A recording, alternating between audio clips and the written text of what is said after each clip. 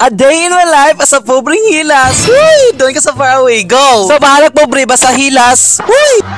What? So for today's video, andito tayo ngayon sa Korean Samgyeopsal, kung saan na napakasarap at napakamurang restaurant dito lang sa City of Naga, Cebu. Kaya mga kahilas, samahan nyo ako at sabayan nyo akong kumain.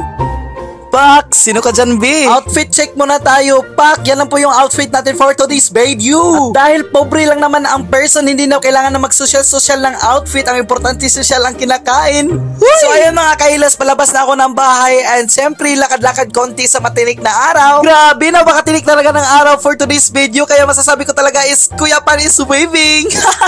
So ngayon, hindi muna ako didiretso sa skinita, kundi didiretso ako kung saan ako makaka-cash out ng pera kasi wala tayong cash, B. So ayun, nandito na nga tayo kung saan tayo mapakash out at binilang na ni ate at binigay na niya sa akin. Siyempre, malaki-laki din yung binabawa sa atin, B. At siyempre, may chika ako sa inyo bago tayo ma-proceed sa ating bagong video. Siyempre, may issue naman tayo dito dahil pasarap-sarap na ba ako ng kinakain. Shota, wala kayong karapatan, B, kasi pinaghirapan ko talaga. Kung gusto nyo makakain na masarap, paghirap din kayo, oy!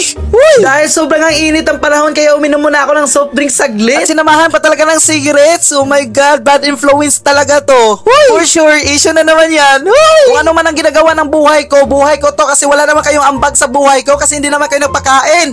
Uy! Huwag na lang tayo makialam sa buhay na may buhay. Sarili nyo lang yung intindihin nyo kung paano nyo palaguin, kung paano maganda yung future nyo. Ang problema kasi ng Pinas, kahit na naghihirap sila, mas inuuna pa nila ang pagja-judge ng isang mga tao, mas inuuna pa nila ang paghihila pababa ng mga tao. Kaya masasabi ko sa inyo, ito lang yung dagi nyong tandaan, mas na hinihila-hilan yung isang tao, lalo-lalo't lang yan pataas ng pataas kasi mas biniyayaan sila ng Diyos. Tama na yan, sir. Oh, hindi pa ako tapos. Huwag nyo akong awatin. Hindi pa ako tapos para matuto itong mga buwang na to.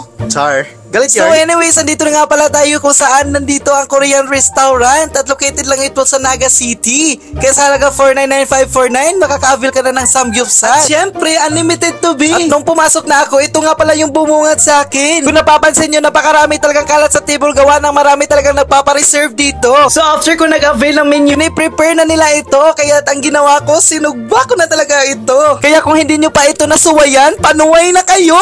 Huy! Bali, marami talagang choices dito kung pork lang o tsaka pork and beef o kaya pork, beef and shrimp. Kaya pinili ko yung pork, beef and shrimp para sulit na talaga. Grabe, B, wala na talaga akong masisay nito. Gawa na napakalaki talaga ng shrimp nila. Feeling ko talaga pinalakihan nila para mabilis kaming mabusog. Kaya grill ko na at pagkatapos kong i-grill ito, siyempre, simulan na ang pagkain ito.